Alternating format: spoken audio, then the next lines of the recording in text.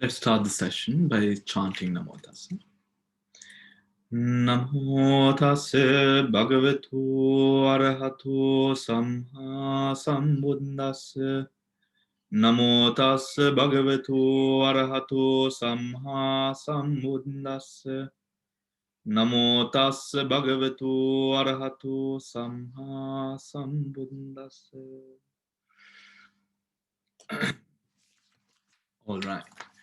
So, coming to the Pubba Kotthaka Sutta, right? Now we've gone through the sutta to a certain extent. However, we've not continued with the sutta with, of course, me canceling the classes. So, so let us just recap what we have sort of gone through. Now, do you all, to those of you who did not listen, is there anyone here who did not listen to the recording or who did not attend the first class on this sutta? Is there anyone? I wasn't there Okay. last time. All right. So what we will do is we will quickly read through the sutta and then come into what we've discussed. Okay. So page number 73.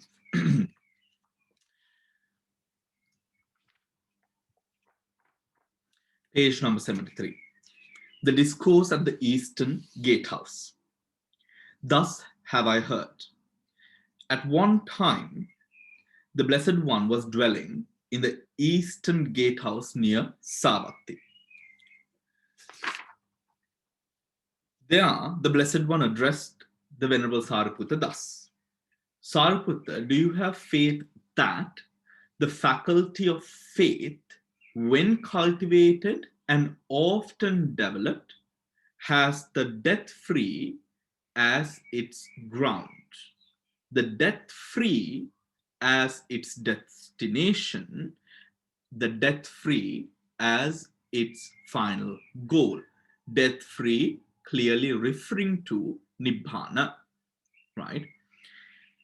Sariputta, do you have faith that the faculty of effort, the faculty of mindfulness, the faculty of concentration, the faculty of wisdom, in Pali, faculty would be translated as indriya, right?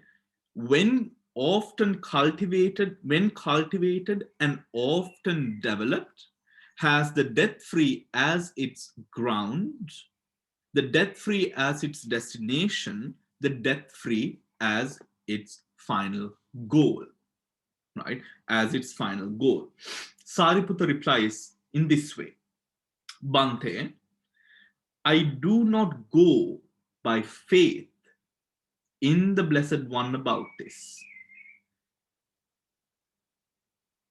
By saying, I do not go by faith in the Blessed One refers to the Buddha and the teaching that he teaches.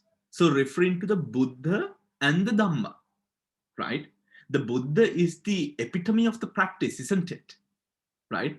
So that is what he refers to by saying, I do not go by faith in the Buddha about this. That the faculty of faith, faculty of effort, mindfulness, concentration, and wisdom, when cultivated and often developed, has the death-free as its ground, the death-free as its destination, and the death-free as its final goal. Bhante, those who go by faith. Bhante, for whomever this is not known, not seen, not understood, not realized, not touched by wisdom, they would have to go by faith about this. What kind of, we know there are 4 types of individuals classified by the Buddha when it comes to those who work towards their attainment. Remember the 4 types? Matakata.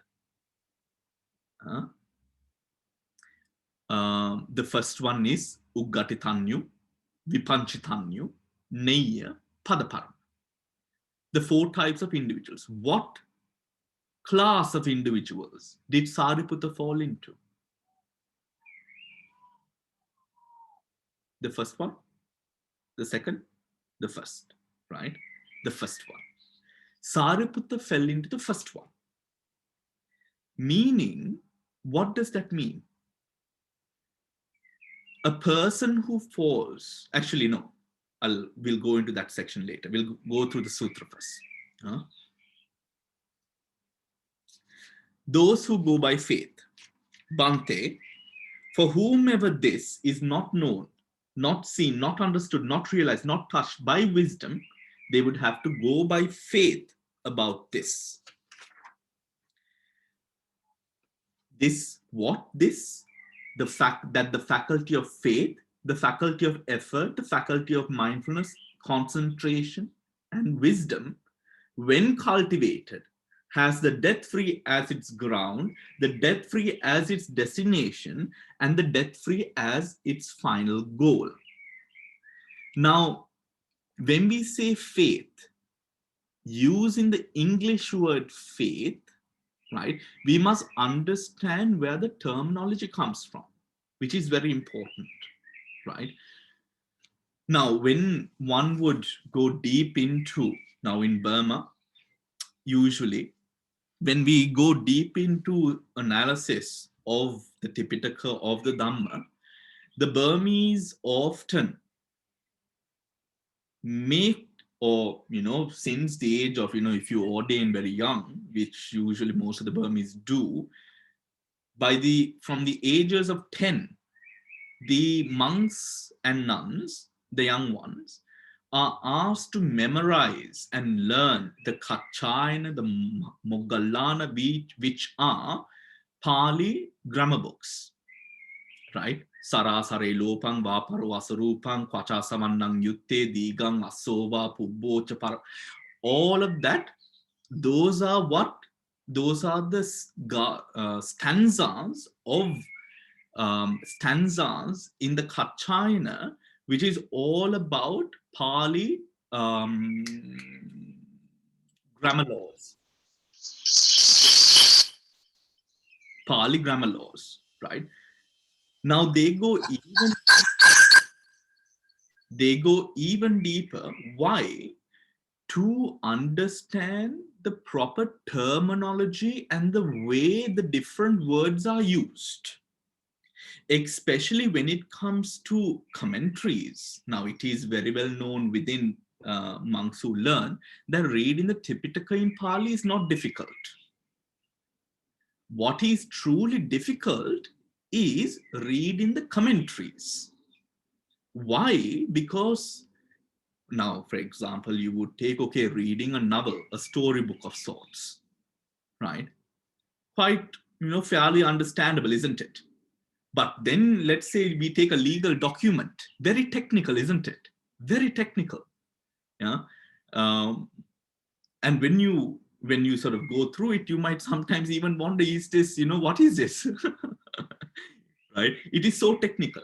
The commentaries are that much technical. Why? Because it is trying to use a language to explain the deeper understandings and the deeper roots of the Dhamma, right? So when the word, we are in page number 75, we are reading through the sutta to catch up, right?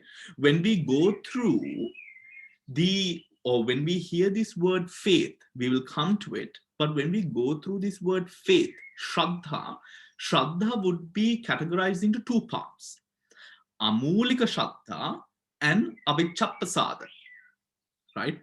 Amulika Shraddha would be the Shraddha, or rather, when we say Avichatpasada, we have Pakata Satta, Pakati Shraddha, right?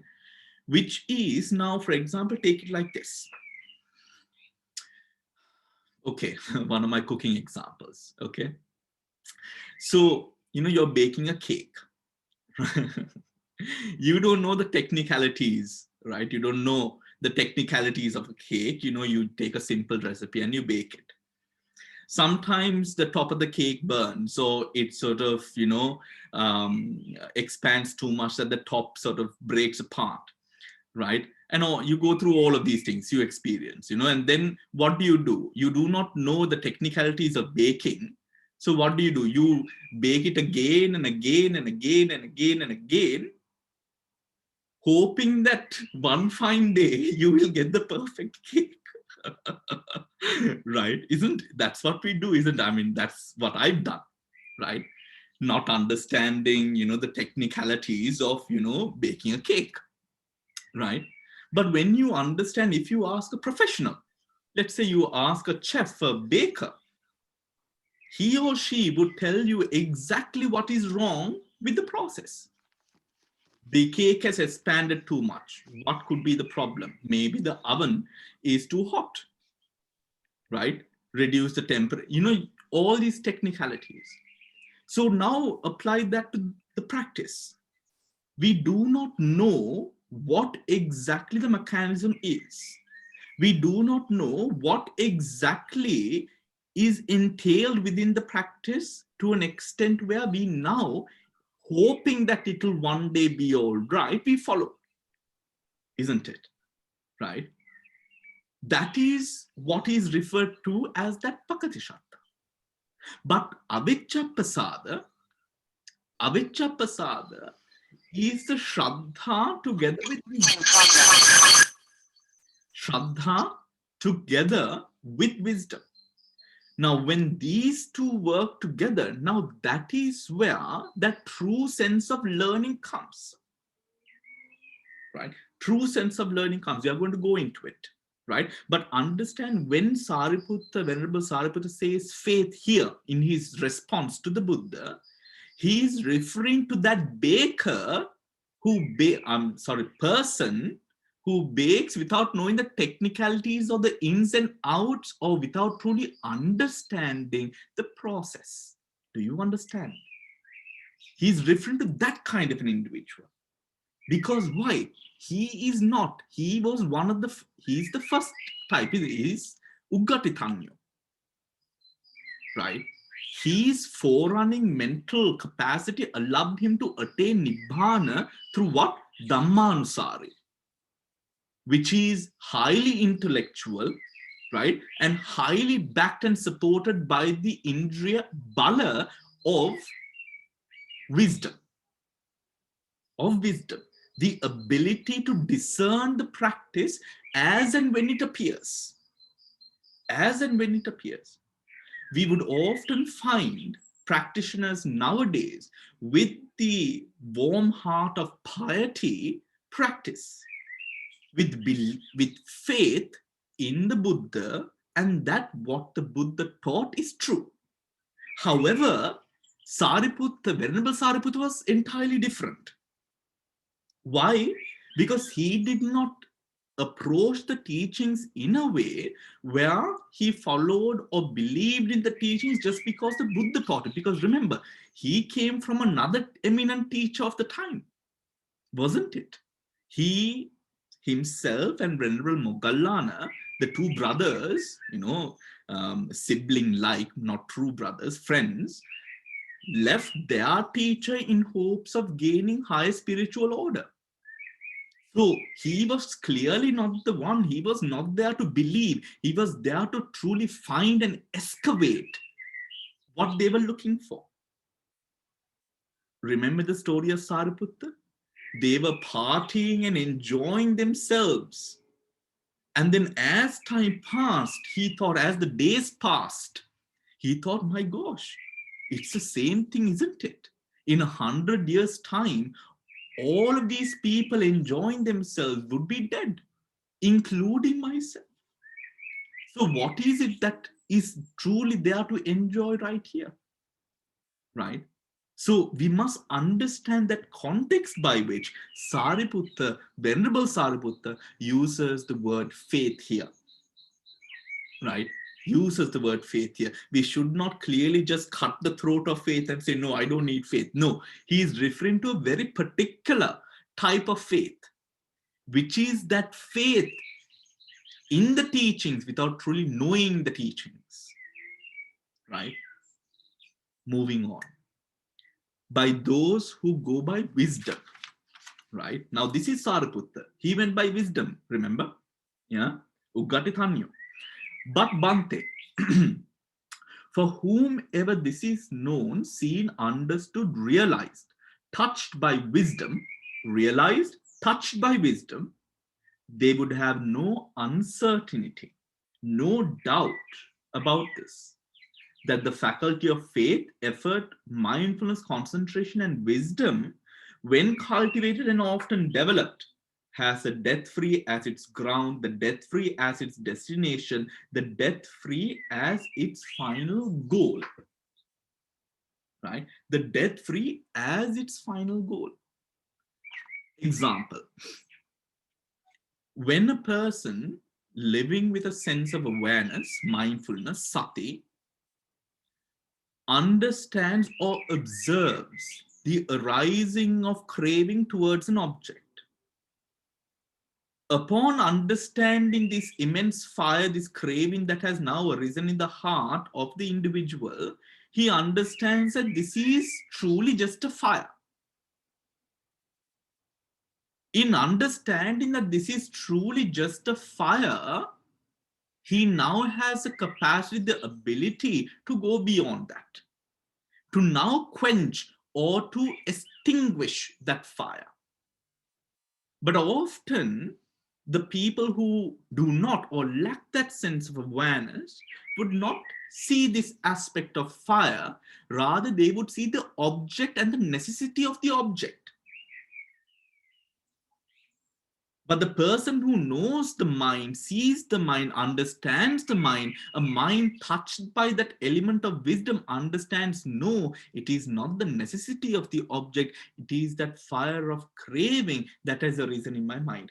That is what is referred to here. That sense of ability of true discernment that arises within a person who has that element of wisdom now running through his blood and veins. The ability to apply the Dhamma in real time, not in the future, not to the past, but in real time to what is happening within the present. Let's move on. Sariputta's faith and wisdom.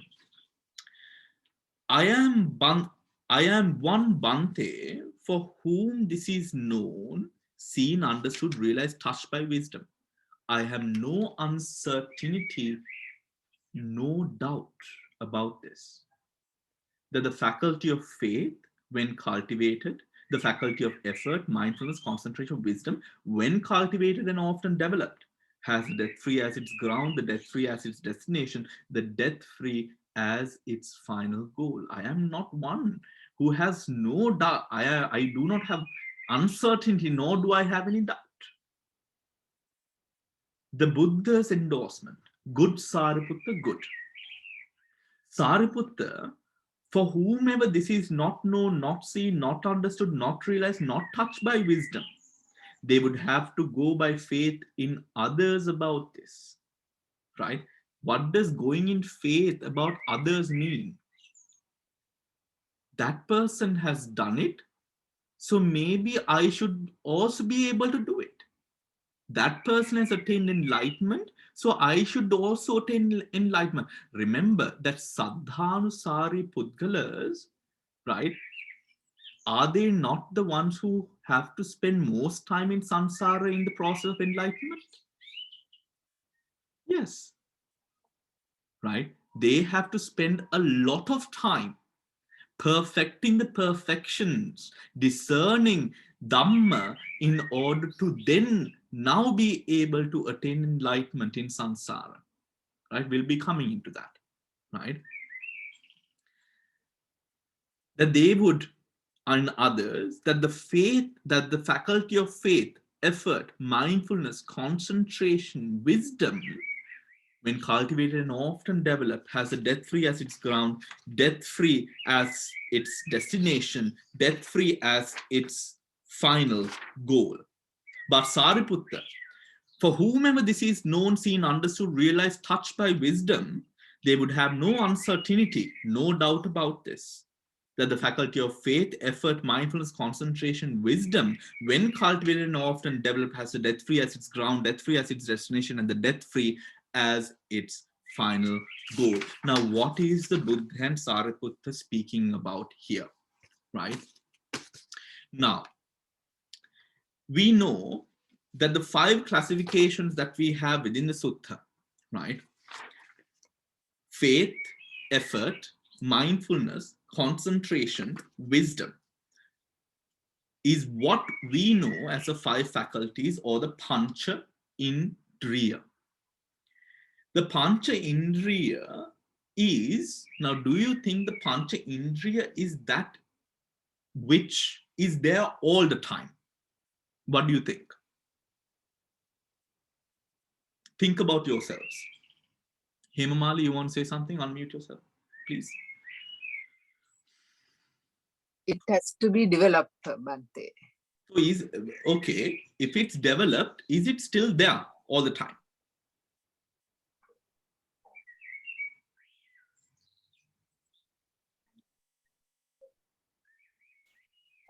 I don't know. Take a guess. What do you think?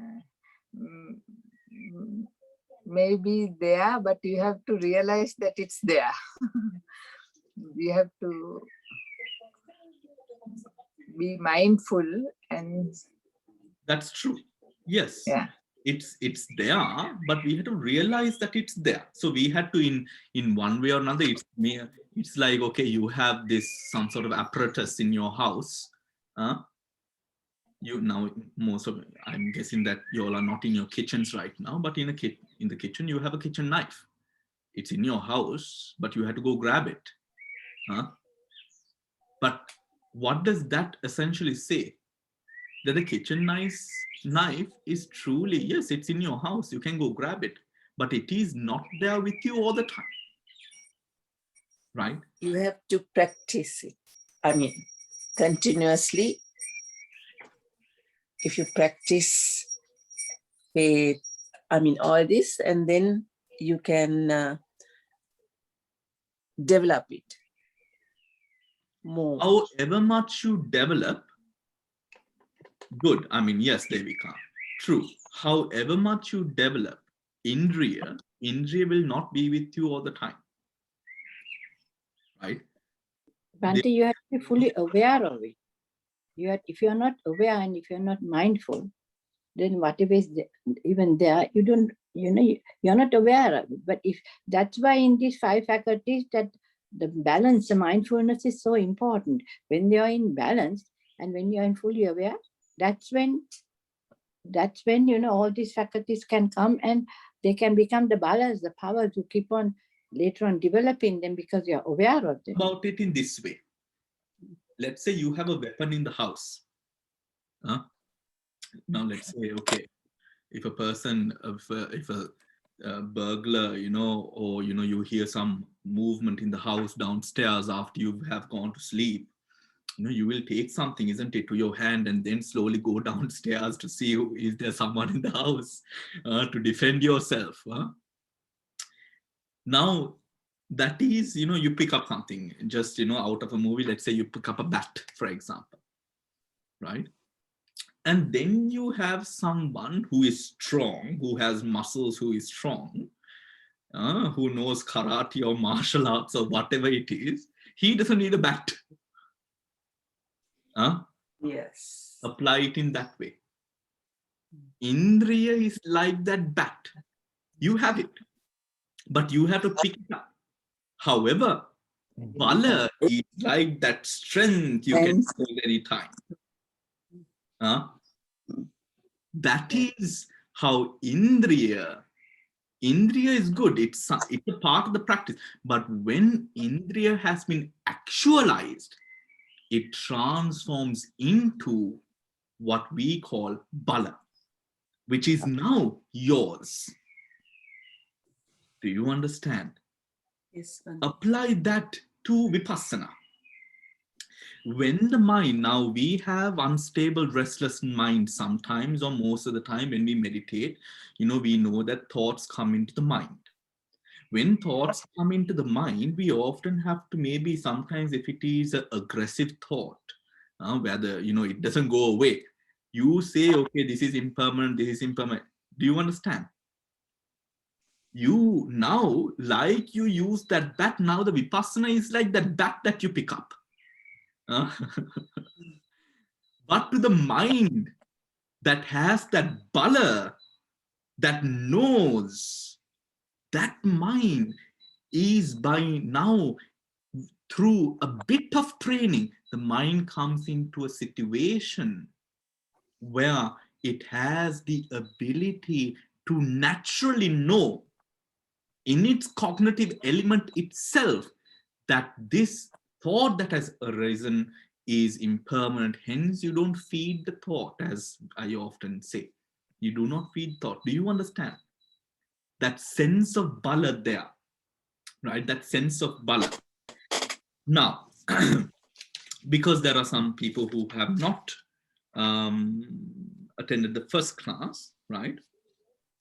We will go through, we are just touching through and quickly going through what we discussed in the first, right? So Pancha Indriya, when developed, we also refer to the Pancha Indriya as leader, isn't it? As the leader, right? It is the leader in the sense of it is through these elements that those or that which is cognized by the five senses is now thought of or perceived. It affects or has a keen effect on the mansikara that one has in the process of cognition. When an element enters through the five senses, right? Five senses. And for a person who comprehends the Dhamma, these elements go into now helping in that same understanding of the Dhamma. Now, for example, we speak about Marananusati, death, and the meditation on death. Now, we might see death on TV, we might see death when, a person passes away, a loved one, a funeral that we attend, right? And we awaken this sense of, if we have the thought, we awaken this sense of samvega.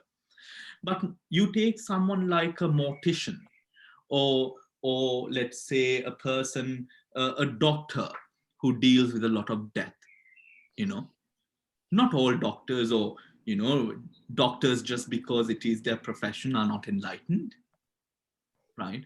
Why? Because although an element is seen, it has to be comprehended through the right attention ways for it to now be something which supports the Dhamma progress in the person. That is where the Indriya plays a part. When this aspect of mindfulness, now, even in terms of an action, we say, okay, when a person is not aware, he just operates, right? The autocratic motions happen, automatic, autopilot. In the secular world, they call it the autopilot, where you are just operating. Now, people might think that there is a sense of awareness at the beginning and then you continue. Not necessarily. Some people, they just flow. They just operate. When the time arrives, if you are used to cleaning the house or vacuuming the house in the morning, you get up and you just do it. There is no sense of awareness in the sense of meditative awareness about the action which is done. It truly flows through an automatic system of habit.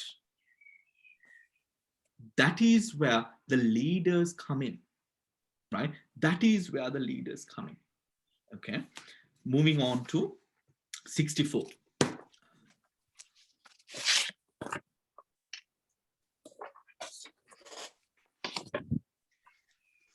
We also defined Shraddha the last time I remember.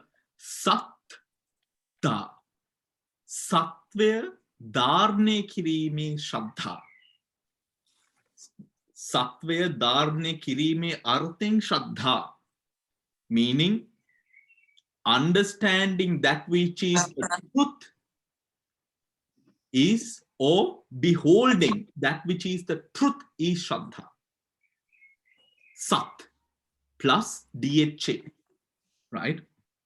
Dha is the root of dharanya, which is grasping, right? Grasping. That is what the Pali term shraddha would mean in terms of the word, right? And how it is formed. Sat, S-A-T-H plus dha, the root dha, right? Now, faith. The Pubba Kotthaka Sutta records a short but remarkable dialogue between the Buddha and Sariputta that reflects the nature of Shraddha. The Buddha asks Sariputta if he has faith that the 5 spiritual faculties, Pancha Indriya, when cultivated, would lead to the realization of Nibbana, which is truth for himself. He does not need to, which is normally the case. Sariputta, however, answers in negative, explaining that he has realized the truth for himself. He does not need to rely on faith. He does not need to rely on faith. Now, reading this, the first thing that would come to your mind is, yes, Sariputta, Venerable Sariputta, by this time is an enlightened being, right? Is an enlightened being. However, what he is referring to is the characteristic of that same enlightenment. And it is in mimicking those characteristics that one, a practitioner of sorts, is able to realize the same, right? Is able to realize the same. In Buddhist teaching, there are 2 kinds of faith, shraddha.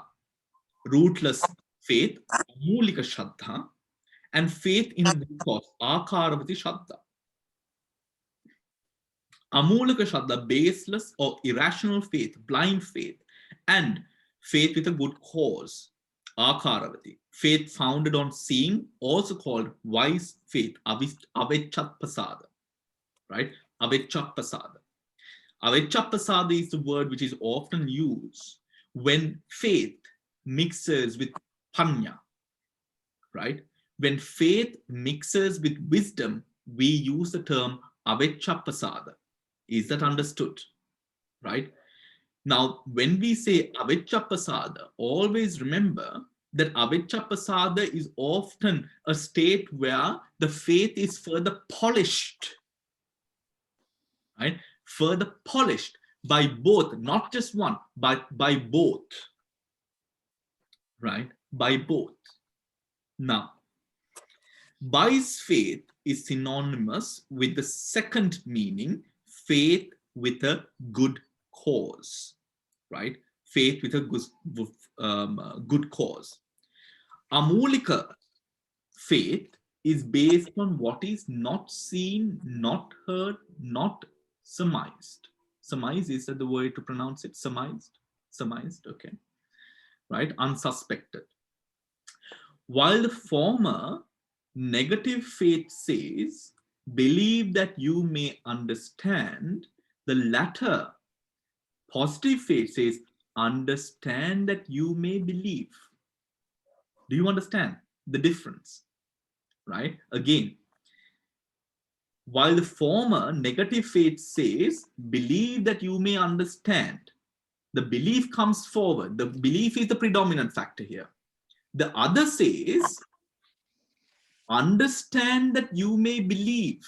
Understanding becomes the nominative case here, right? The primary subject of the sentence, understanding, right?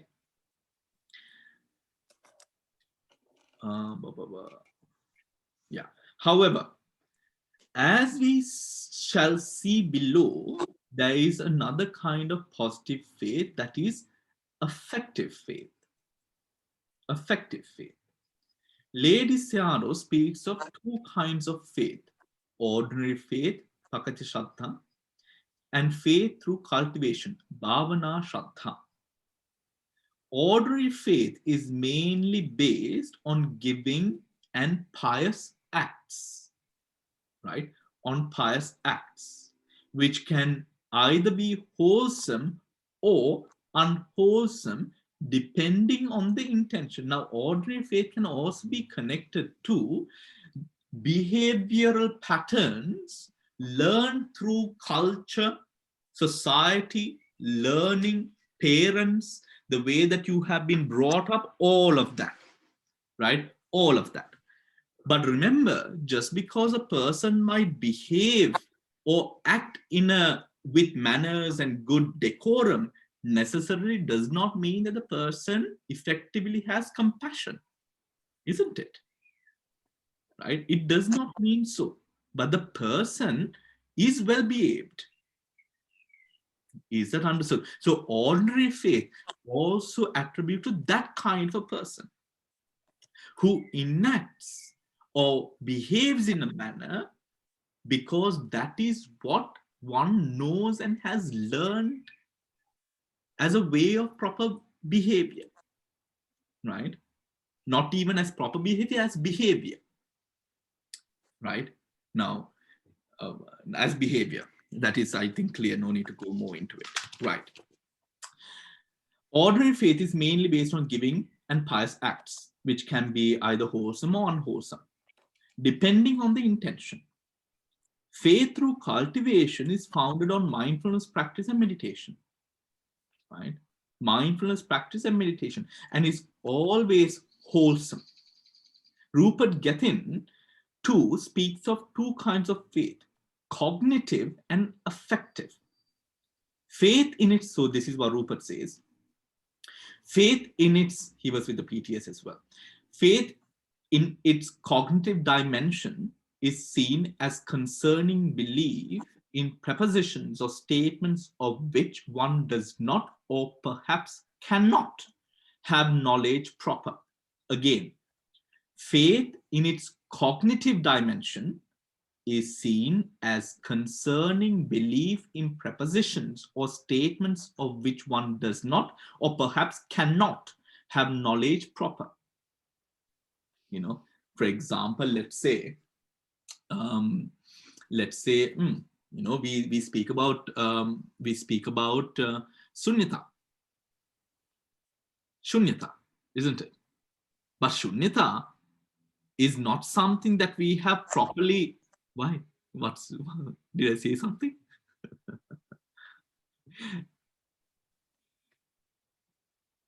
Okay. All right. I don't know. Okay. Faith in its, okay, cognitive. So, like, for example, shunyata.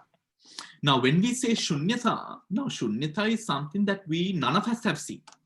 Because if we have seen shunyata, it is something that would then say that we are enlightened, right? However, we speak of it in the spirit and essence of what we have learned, right? In the spirit and essence of what we have learned. That is like cognitive, this cognitive sort of faith that is spoken of here. Cognitive faith is a mode of knowing in a different category from that knowledge, correct? Of that knowledge, in a different category of that knowledge.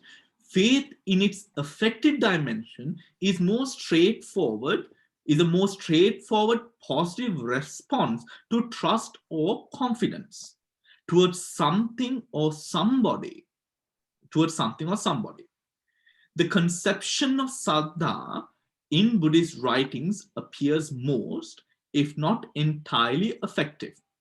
The cognitive element is completely secondary, right? The cognitive element is completely secondary, right? That is clear, right? The Buddha has always inspired his disciples to see for themselves without just trusting in a teaching just because the Buddha has said so, isn't it? The basis and essence of the Kalama Sutta, right?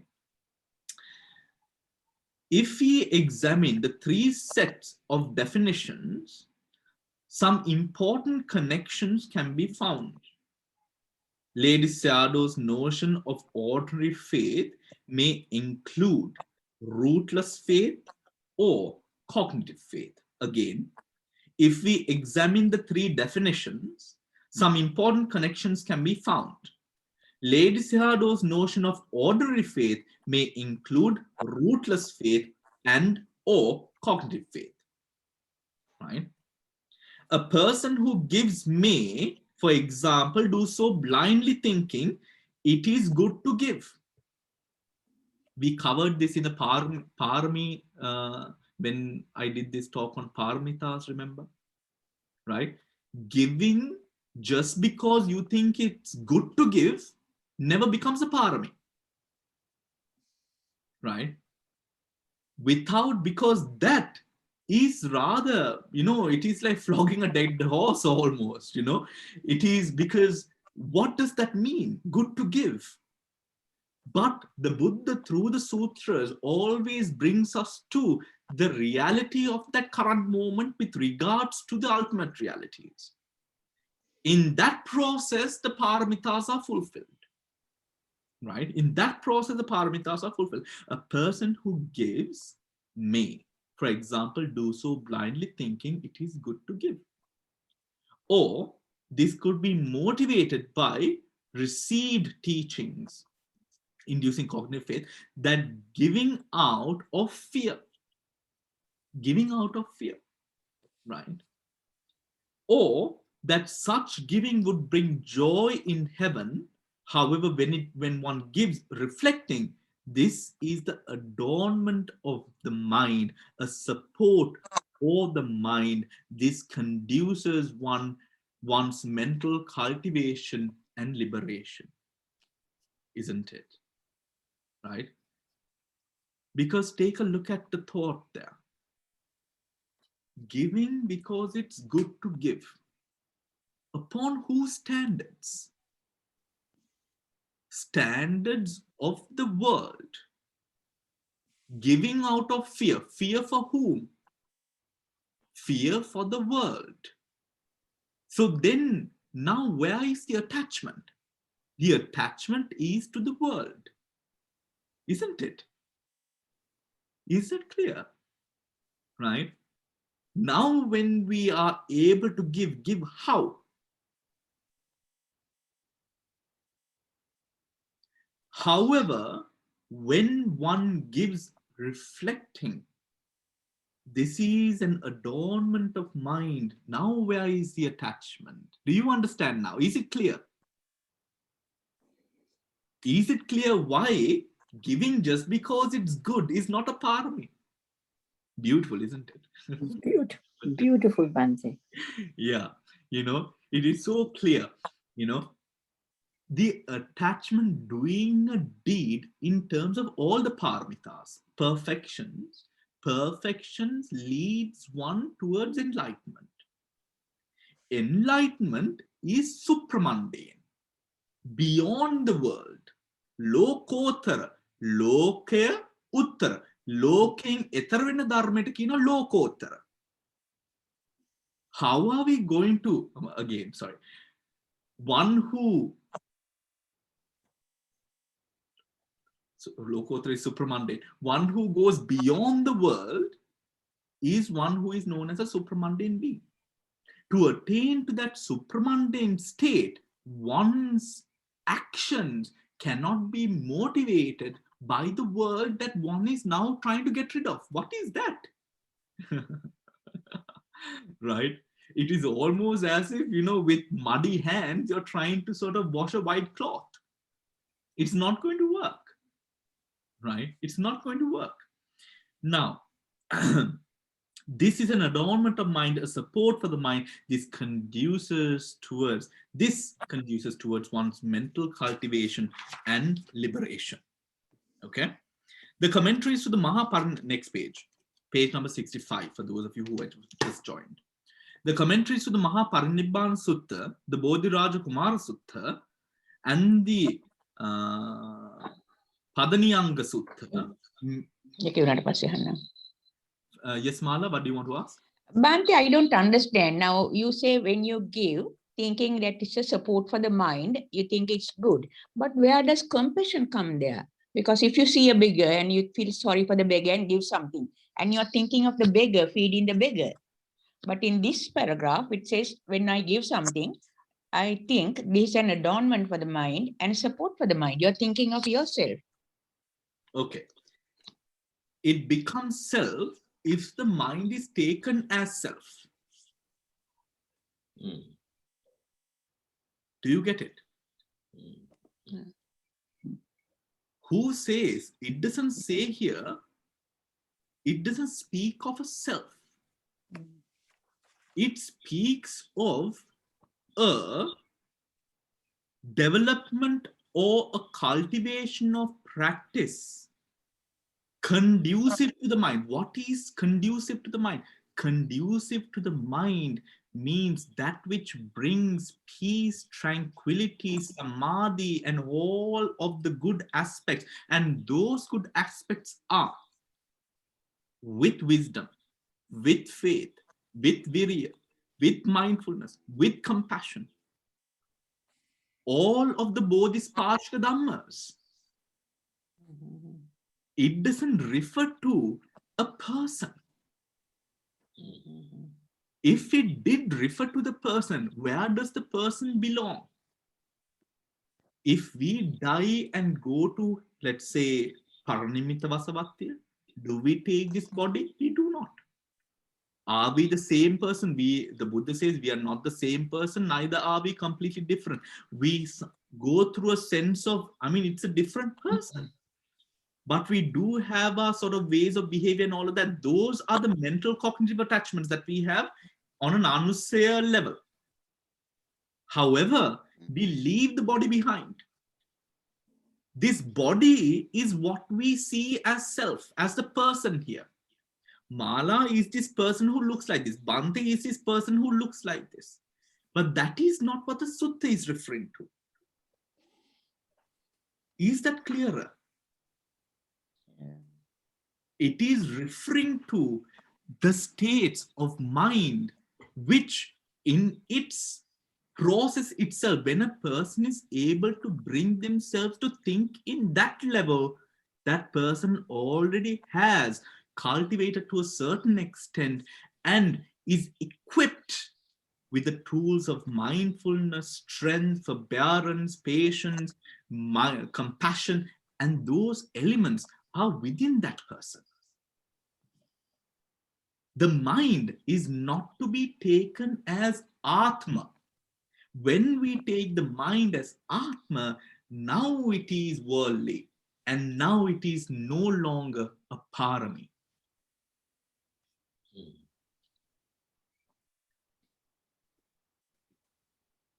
Isn't it? Right? Example, in the same, I think we went through, it says, this will take me to heaven. This will take me to the divine realms. Again, what? Atma Sanya. Hence, not a parami. Why? The sense of Atma.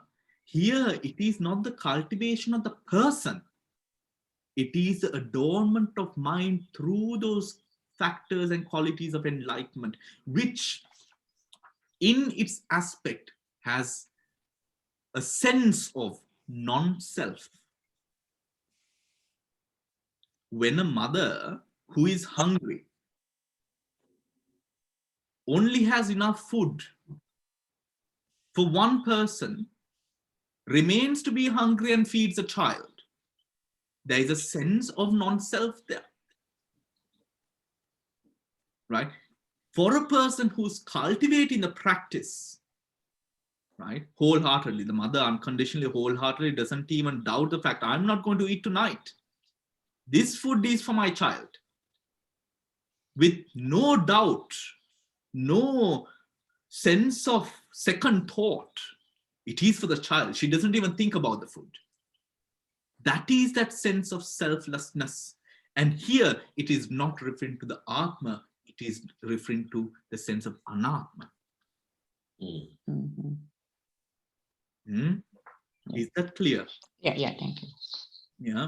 Anyone would want to sort of put forward a thought about that? Bhante, I think the word mind is the confusing factor here.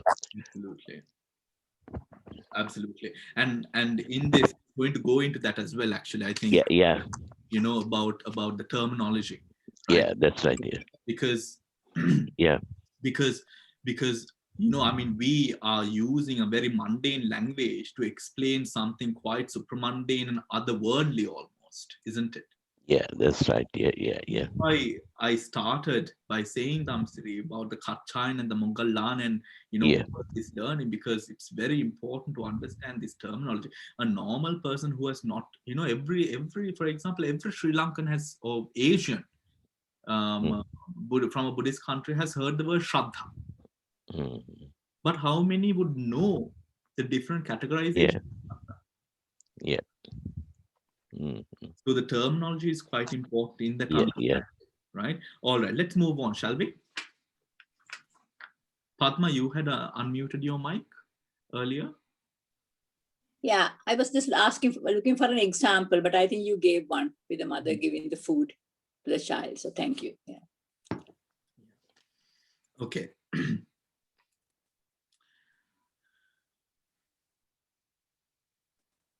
Faith through attainment, right? Further mentioned 4 categories of faith in the Parinibbana Sutta, Bodhiraja Kumara Sutta, and the Padaniyanga Sutta. There are mentions 4 further categories of Shraddha. What are they? Faith through attainment, Agamaniya Shraddha. That is, that is the faith of the omniscient Bodhisattva, one bound to become a fully awakened one, by mastering it since his firm resolve to become the Buddha, right? The type of confidence acquired by bodhisattvas after receiving recognition and assurance of future Buddhahood. A bodhisattva has unwavering confidence in the triple gems, which implies an abiding confidence in the merit of good deeds. Right? Now, what does that mean? Put yourself into a person who thinks or hopes that he gets something, and the person who knows he's going to get something. Do you understand? Right? That is the sense of support that a person receives when he gets or receives that niyata vivarana. It's called niyata vivarana, isn't it? Niyata Yes, vivarana. yes. Niyata vivarana, right? From a Buddha, right? That sense of, yes, I am going to attain. That empowers him to such a great extent. Example, how? A person who is fabulously wealthy, right? A person to whom wealth is not a new thing. Such kind of a person cannot be easily bought over by monetary gifts and all of these things. To a person who is wealthy and comes from old money. Wealth has money has never been something that the person has had to think about. The person knows that this is something that he has for himself, right? Then we have the person who is quite the opposite, right? Is quite the opposite. Where money might be something which might be a means to an end. However, the craving, the newness of it might be something that motivates to acquire more and more and more and more of it. The Parabhava Sutta says, Appabogo Mahatanho Kattiye Jate Kule, which means a person of little means, right? Appabogo Mahatanho, but with a great amount of craving, should never be posed into a position where he is now a part of the ruling class. Why? Because he would be easily manipulated, changed, coerced through monetary gain. Appabogo Mahatanho, the Parabhava Sutta, leads to the downfall of not only himself, but also the men and women and the citizens of the whole country. Right? Citizens of the whole country. Now, moving on. Where were we? Up here. Okay, sorry. All right, second one. Faith through realization. Right? Now, when we go a little bit further, faith will be declined in two ways. Faith or Shraddha will be declined in two ways. Faith and confidence. Remember that the one that we have just read imparts more sense of confidence than faith. And this is the disguise of, or the fault with terminology, right? The way that we have been conditioned to understand a particular word, right? Here, think of it. You know that you have it. You have confidence, right? If you know that your credit card or your debit card or whatever it is, if you know that there is money in your bank, you will not be doubtful of spending or swiping that card. You will swipe that card as quickly as you have no sort of qualms about it. But if you are unsure, my gosh, have I finished? Have I taken over my limit? Now you are a little bit hesitant. You think, you calculate in your mind. It's referring to confidence in knowing that you're going to get it. That is more it resonates more with the sense of confidence than faith itself. Okay? All right. Faith through realization, understanding, adhigama, shraddha. That is the attainment of noble saints through realization. Right? The attainment of noble saints through realization. Arya Savakanang Pativedena Adhigattatta, right? Which is the confidence nurtured by the noble one who, having won the fruits of path knowledge, has realized Nibbana. He has it, right? Through the Adhigamana refers to the path of practice, the higher path, Adhigamana, the higher path of practice, right? The disciple who has gone and experiences the fruits of the higher path of practice is one who is now confident in his attainment of enlightenment. Remember, some couple of months ago, I think in the beginning last year, we spoke about saying for a person who has attained to jhana or attained to a particular state of enlightenment, he has no doubt, or the question in his mind does not arise as to wonder, have I attained enlightenment? Remember, a person who is enlightened will never have the thought, am I enlightened? Have I enlightened myself? A person who has attained to the purest form of the jhana will know that he has the jhana in full faith and confidence. That's the unshakable quality of it. Do you understand? The unshakable quality there. He knows the sun is out. That's unshakable. You might get on your head. You know, some person from NASA might come and say, the sun is not out, the moon is out. But the sun is out, it's clear. we can see it is that sense of that unshakable nature. Do you understand? Right? Faith by conviction. Bante, can I ask that? Bante, now in this, I presume that in the order that this is given, the first one you referred to it and said quite rightly, this is not really faith, it could be the confidence, right? But they have used the word faith. But on the other hand, in the second one, in its faith through realization, in the explanation, they use the word confidence, nurtured by the noble ones, correctly.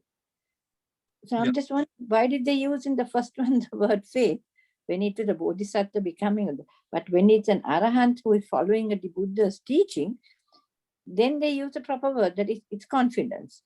But somehow in the translation for the first one, they call it faith.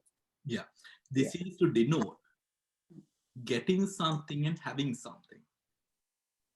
Do you understand? You get it for yourself by your own knowledge. Because the bodhisattva hasn't got it yet, no? Yet no. Yeah, yes. Exactly. But he hasn't got it, but from his own knowledge, he's knowing that he can get it. Others are depending on others' knowledge, right, Bante? Now I understand why they did. Yeah, thank you. That is why they haven't used the confidence in the first one. First one, right, Bante. All right. Third one, faith of conviction, okappana shaddha. That is conviction by way of unshakability, unshakable faith. When it is said, when one hears the words Buddha, Dhamma, Sangha, Buddho, Dhammo, Sangoti, Buddha, Achala Bhavena Okappana, right? Which means confidence inspired by the noble attributes of the Buddha, Dhamma, and the Sangha. It comes out of conviction, endures for a lifetime, but after one's death, it vanishes from one's consciousness. Now, okay, first of all, did I read the whole? No, I skipped, I think. Okay. Confidence inspired by the noble attributes of the Buddha, Dhamma, and the Sangha. It comes out of conviction and endures for a lifetime, but after one's death, it vanishes from one's consciousness. All right.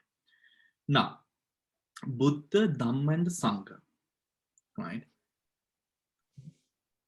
Buddha, Dhamma, and the Sangha would be respected or can be sort of respected with two sort of ways, which is respecting the image or the visual sort of, or that sort of read or accumulated understanding to say we must respect the Buddha, Dhamma, and the Sangha. And truly respecting the Buddha, Dhamma, and the Sangha, knowing the true value of the qualities of the Buddha, Dhamma, and the Sangha. If we would take, let's say, okay, a person who knows, let's say, the difficulty of, or about university education, who has endured through it, right? If you would take, let's say, a master's or a PhD in a field such as, for example, chemistry, which falls to be one of the most difficult degrees there is in the world, isn't it? A degree, a master's or a PhD in chemistry is very, very difficult, right? And it's one of the most difficult degrees, qualifications that a person can receive. To a person who does not know, a chemistry degree is something, okay, like an arts degree, but it's chemistry, right? However, for a person who knows, not that he knows the chemistry and the, all of that, but who has an idea of sense, for that sort of a person, there is a great amount of respect towards the person who is trying to endeavor or who has already done a degree such as something in the field of, like in chemistry, right? That is something of this sort. When you know the true attributes, that is where the true faith towards the Buddha, Dhamma, and the Sangha has to come from. It is when that sort of a faith arises that now we would often say, now the person is Sotapanna. That's what I want to say. right? That sense of unshakability is when one truly understands and cultivates that value, appreciation, respect for those values, not just for the namesake, but in terms of the true value of the Dhamma and the Sangha and the qualities that are apparent within those entities. Right? Okappana Shatta. Right? Okappana Shatta. Then we have faith of calm joy, confidence of trust, right? Pasada Shraddha. That is the arising and calm and joyful faith. Pasadu Patti. Confidence in the triple gem because the Buddha, Dhamma, and the Sangha are recognized as being worthy of reverence. It is based upon a superficial high regard for. There you go. I should have read, I should have just read the other one. I shouldn't have had to explain. So the superficial high regard for the triple gem and not on a deep conviction. So it is not stable, says Lady Seado. Is that understood? Right? Is that understood? Okay. These four kinds, I don't need to explain that, but that is clear, isn't it? Right? These four kinds of faith are clearly an attempt at classifying all its possible manifestations in the awakened and unawakened. In the awakened and unawakened. Wholesome faith, akaravati shraddha or avicchappasada. Remember, when you see avicchappasada, always shraddha accompanied by panya. Right? Either is rooted in a positive feeling, effective faith in someone or something, or is a result of our mindfulness or meditation practice. Faith through cultivation. Effective faith, that is faith arising through a positive feeling, is a confidence in something that brings us true happiness, the ability to cope with difficulties and wholesome attitude of life and wholesome attitude to life, right? While cognitive faith is a received or learned emotional response, such as a result of a childhood religious conditioning, peer pressure, or psychological propaganda, affective faith results from personal experience of something wholesome. For example, when one meditates, one can feel the focus, clarity, and peace. And as such, one feels happily confident about oneself. Right? In other words, such a faith is verified personal experience rather than the authority of a person or tradition. Do you understand what it's trying to say here? It's giving the power to the individual, free from dependence upon anything else that is superficial or motivated through anything worldly around you. It is cutting off that sense of dependence to those worldly elements around us and empowers the mind, creates a sense of stability to say, look, for example, when we visit our mothers, our parents' homes, they say, oh, please stay as long as you want. I'm so happy to have you. So what happens? You feel like staying as long as you want. You feel at home, you feel warm, you feel welcome, right? Compared to if a person asks you, oh, how long will you be staying? Now you have a sense. Now you have a sense of, okay, I am welcome here. However, only up until a certain time. I should not overstay my welcome. Something of that sort. right? Something of that sort. That sense of faith gives you that warmth in a way that you are confident about this situation in an unshakable manner. Is that clear? Let's go on. There are more interesting stuff to come. All right. Okay. John Dewey, one of the American founders of the philosophical school of pragmatism, made this remark in the closing paragraph of his Terry Lectures at Yale University, published in 1934, as a common faith. Men have never fully used the powers they possess to advance the good in life.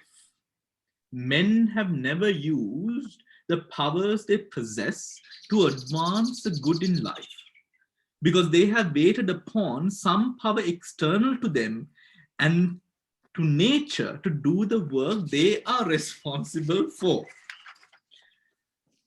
doing. Dependence upon an external power is the counterpart of surrender of the human endeavor. Oh, wonderful. Right. So Buddhists or people who truly know or live by the Buddhist teachings never surrender. Right? Never surrender.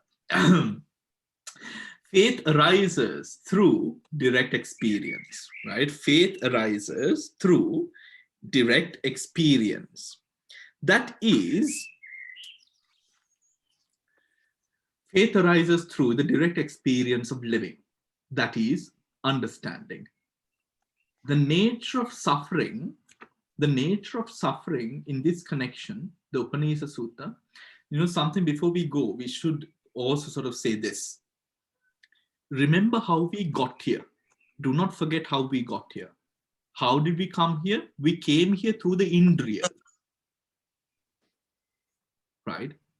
Remember that whatever understanding which is, or when you see the word understanding, it is referring to a person who has, to a certain extent, cultivated the Indriyas, whereby whatever which is seen here, smelled, tasted, and felt, goes through that right attitude of mind known as Yoniso Manasikara. Because sometimes we think we understand certain things, but the condition of Yoniso Manasikara is not present. It is egotistically stated that we understand. Right? That is an important point to remember whenever you see this word understanding. This understanding or this conversation has come about through the Indriyas that have already been discussed. Okay? Bhante, can I ask something, yes. please? Sorry for this. Why are they using the word faith here? It should be confidence, because it's a direct experience and you have already experienced. So why are they calling it faith? It should be confidence. Because faith is the generally translated term of Shraddha. Ah, okay. But actually, it's just a literal translation. What we are meaning here is confidence. Yes. Further it says, a person who tries to sell, what's the word?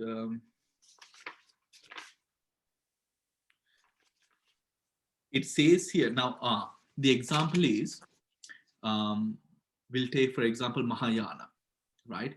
There was this whole conflict during the time where the Buddha spoke Magadha, right? And later on, in the Pali translations, there were Sanskrit was spoken and used by the elite of the time.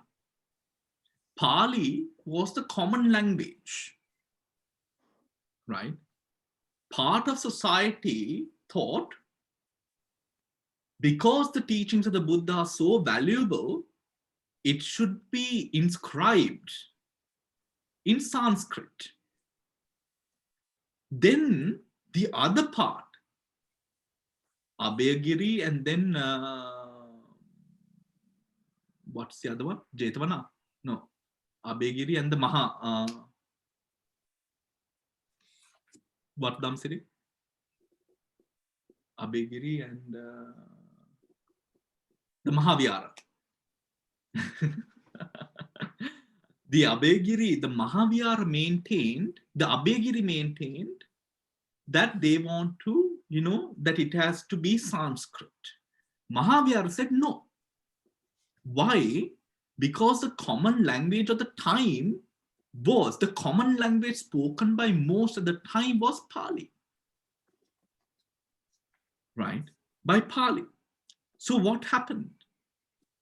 That is where a very distinct separation happened, almost to a point of creating a feud, right, between this. The Buddha always remained by, we will come to it, there is actually a part of the sutta which is quoted within this document, where it says that one should always take into consideration and give regard to the common words that are used of the time. The Buddha clearly says, for example, if it is commonly known, for example, let's say this is a jar, right? You say this is a jar, but this is my jar, so I'm going to call it something else.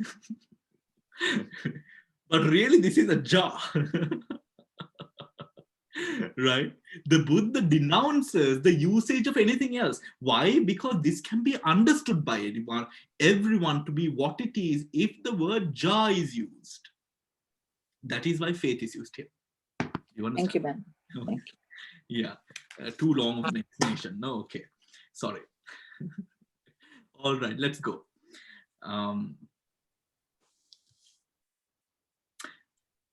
Okay. Faith arises through, page number 66. Faith arises through the direct experience of living. That is, understanding the nature of suffering. In this connection, the Upanishad Sutta says that suffering is a proximate of the immediate cause of faith. Suffering, Dukkha Upanishad Shraddha. Suffering is the proximate cause of faith.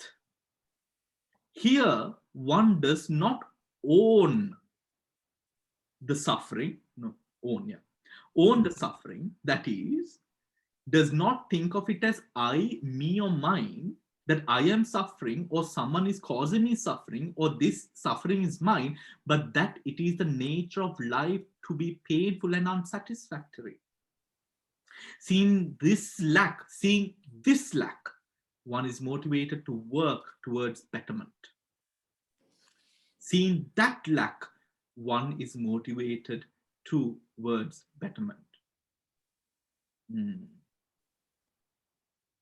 Yeah, maybe the problem with the West is that we are not ready to work, you see. Maybe we want a sense of ease.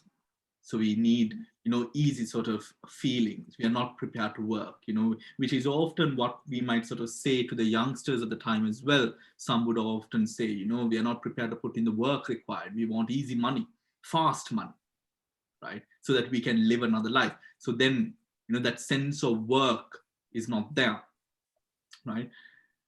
Faith or confidence. Now this is where, Bill, I have above mentioned two kinds of faith.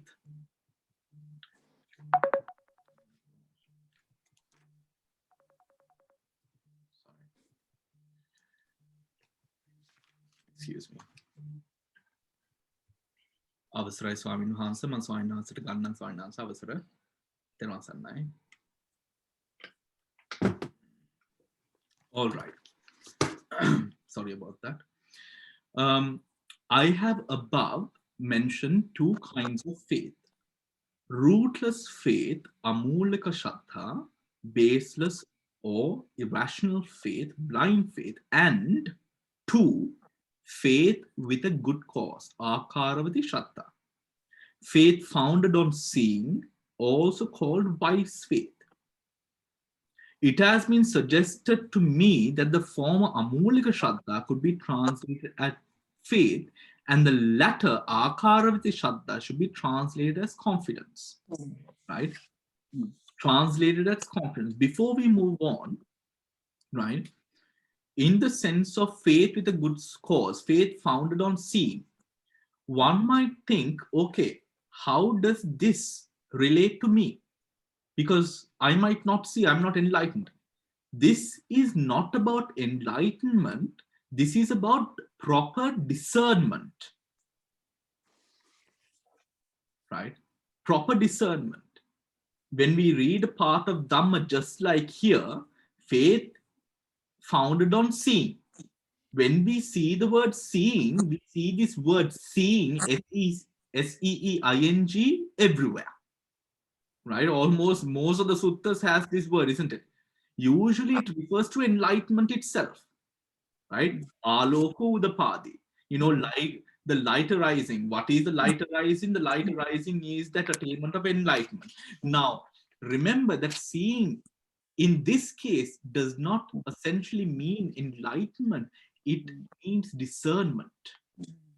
Discernment of what? Discernment into the practicalities and its implications and how it implies to me now, right?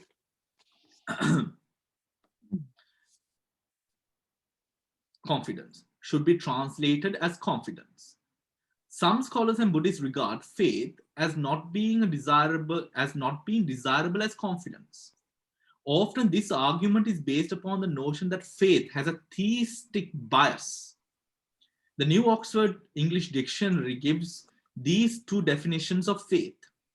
One, complete trust or confidence in someone or something. This restores one's faith in politicians. Second, that's a usage. This restores one's faith in politicians. Strong belief in the doctrines of a religion based on spiritual apprehension rather than proof. Strong belief in the doctrines of a religion based on spiritual apprehension rather than proof. Two ways that faith is defined there.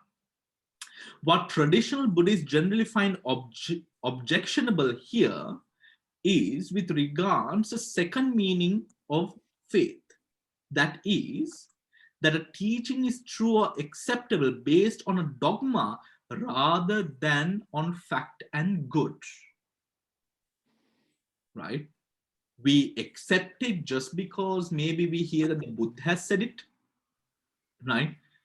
Buddha has said it, just because it might have come down from a lineage, just because someone of authority might say it. However, it is not quite true. Right? Now, for example, us Sri Lankans, we love tuna, isn't it? Salmon. Even if it is not pink salmon, we love the canned tinned salmon. Right? Whether you're wealthy or poor, everyone has a tin of salmon at home. Right? Now, usually when you buy salmon in these countries, I'm not speaking about mackerel, I'm talking about the small things here. You find the label sustainable fishing, right? There's nothing called sustainable fishing in the world, right? Sustainable fishing is the most unregulated label that is given out in the world. There's nothing called sustainable fishing. Fishing is not sustainable, right? Why is it not sustainable? Because there is no control at sea. How can you control? Who's going to go in the boat and control how many fish you catch, how many whales you kill, how many dolphins you kill, how many sharks you kill or put back into the ocean? There's no one. But we see the label and we think, this is good for the environment. But actually eating fish is the worst thing that you could do to the environment. Right? For example, plastics in the ocean. Out of all the plastics in the ocean, did you know that 80% of those plastics comes from fishing? Right? Not 80, 85%. I'm sorry, I missed the 5. Right? So now, for example, Buddhists might say, right, mas kanna honda naha, malu na kamak naha. Right? So people do not like to donate or sort of offer, chicken and, meats, but they are willing to offer fish. But if you take fish has the highest concentration of microplastics from any sort of meat out there, whether it's any other meat, and the damage to the world oceans, reefs, corals, and sea life is killed, absolutely devastated through the fish trade, right? But we believe that label. In Buddhism, we say, do not believe the label just because it is labeled, right? Just because it is labeled. We do not believe something just because it is said. We do not believe something just because an eminent monk would say it. We do not propagate anything on the sense of just belief. We propagate something through the foundation of knowing and understanding. That is why we do not believe that there's a man in the clouds who negates what we do and who is going to decide where we go after death. We believe in our right actions, our right deeds, and wrong. Coming back. So don't eat fish. Have chicken maybe, but don't eat fish. All right. Oh my God, did I just say that? I apologize, be vegetarian. I sometimes forget, that people on YouTube are also listening to this. So, all right. Now, what traditional Buddhists generally find objectionable here is with regards to the second meaning of faith. That is, that the teaching is true or acceptable based on a dogma rather than the fact of, rather than on fact and good. However, this is only one connotation of faith, albeit a negative one, right? A negative one. It must be said that the positive sense is more common and popular, and it must be said that the positive sense is more common and popular, and the advantage of the word is that it has to do with religiosity, right? The fact of this governance done by religion. Both faith and confidence have a common sense of belief. Faith, however, can denote a placing of trust in the word of another and has little to do with confidence based on personal experience. A universal tendency in all religions and in Buddhism, now this is where the four Puggalas come in, right? Where then you will understand how this sort of mixes to us. However, when we say that someone is a confident public speaker, we mean that he is free from fear and self-doubt. To say that one is confident in the Buddha or have confidence in the Buddha clearly misses out much of what Shraddha means. Clearly.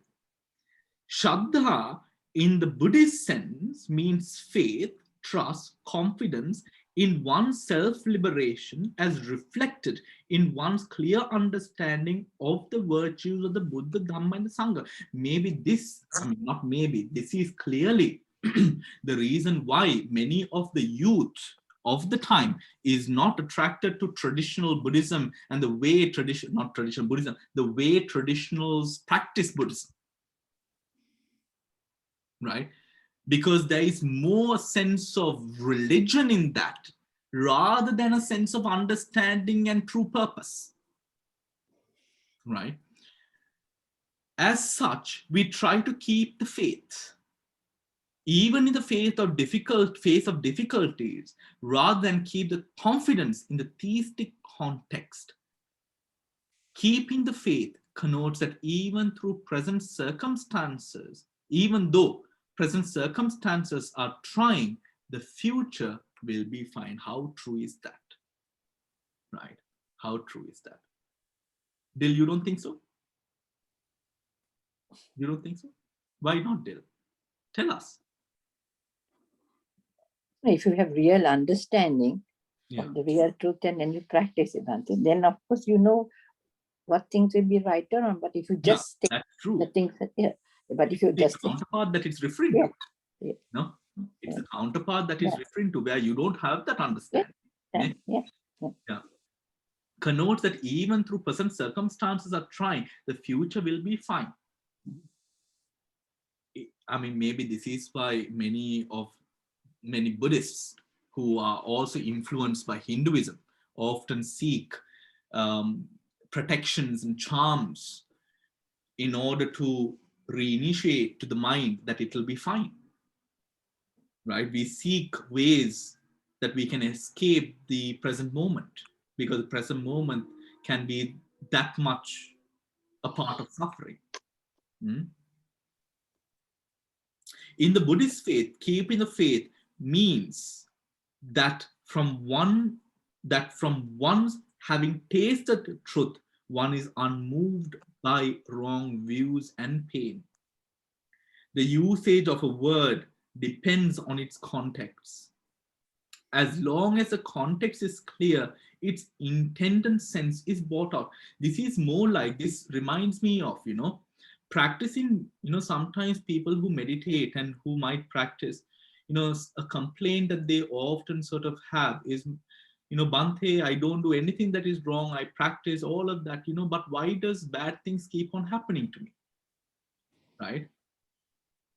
But the reality of the fact is that although you practice, you are not disregarded from the reality of the world.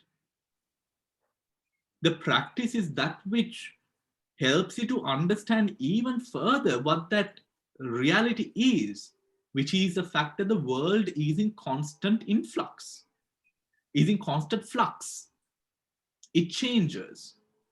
But we equate the practice to a way of bringing about sustained well-being throughout our lifetime, which is not true. Which is absolutely not true. That is what the Buddha referred to as equanimity and understanding of the 8 vicissitudes of life through the practice, isn't it? He did not say that these things go away.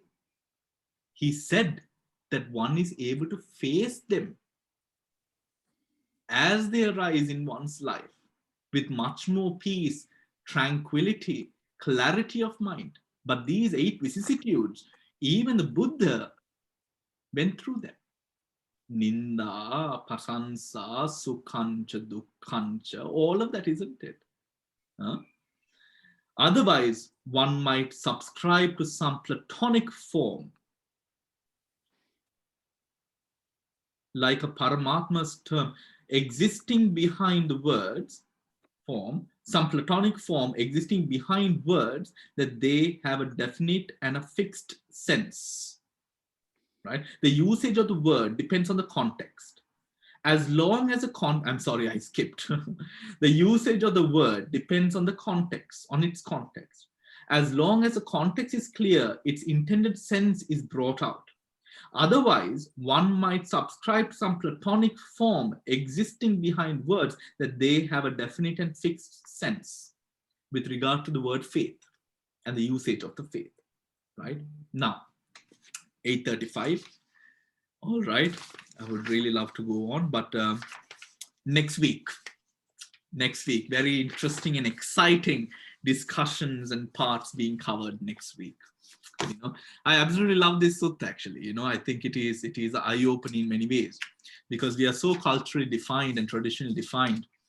And when our foundations of life are sometimes quaked, we struggle, or we try to hang on to branches and roots that would bring stability into life. But something, or how, at least, I mean, being a Catholic in the past, I understand to a great extent the plight that can bring upon a person's mind, because you live with a certain sense that you're never enough. Where Buddhism, quite the contrary, gives you the sense that it is enough. Right? Taking away that sense of Atma into and bringing you down to the present moment of practice. Right? Bringing you down into the present moment of practice. So I think, it is very important that we always sort of understand the intentions behind and what are true inclinations and the volitions behind the actions and the thoughts that we sort of harbor and act within, right? And this is very important, and this will give us a clear understanding about the standing that we have within the practice, right? The standing that we have within the practice. All right. So it's 8:37. Thank you very much. I am going down to London on Saturday for my vaccination. So I'm trying to find someone to do the meditation class in the morning, but Shiroma Bandara is going to be doing the Sunday meditation class, right? But she'll just be standing in and sort of doing and allowing you guys to practice. But Shiroma is very knowledgeable, so very, very knowledgeable, right? If you have any questions, you can ask Shiroma as well, and it would be nice, I think, and Shiroma is also a close friend, so it's good. I'm very happy that she's doing the Sunday class. So Saturday meditation will happen, right? However, I will not be here. So, but do come and practice. Yes, Mala? Bhante, are we having that guest speaker coming for? Alan's talk on Zen gardening, I have moved it to next month. Moved it to next month because there are some other preparations to do for the talk. So it's going to be next month in June. All of the stuff is up. We will probably be having a retreat for Poya as well this time. It will be a little bit different. On Sunday for the kids, right? For youngsters, if you have, grandchildren and all of that, a friend, Alex, who is Italian-British gentleman, will be doing a talk for, the topic is why I am a Buddhist, right? So this is for youngsters. So if you have youngsters and teenagers, youths, this is for them. That is from 11 to 12, right? Midday, 11 to 12. I'll be putting it, sending you an email by tomorrow, right? Other than that, that is it. So Bhante, so Sunday Shiroma is going to do the 9 o'clock meditation. Yeah. On Saturday, because you're going to come into Colombo, London, we won't be having it. No, we will be having the meditation. Right. We will be having the meditation, but I'll not be doing it, right? So probably what will happen is the practice will be there. So any of you who, come in and meditate as a group, but there will be a different sort of procedure in place to sort of do it, right? So we will be logging on and we will be on Zoom and we will all be collectively meditating, not just by us on Saturday. Thank you, Bhante. Okay. That's clear now. Yeah. Good. Okay, so that is it. And I will see you on Monday. Okay. Take care and all the best. All the best for your vaccination, Bhante. Yeah. All right. Take care. Good night. Good night, Bhante. Good night.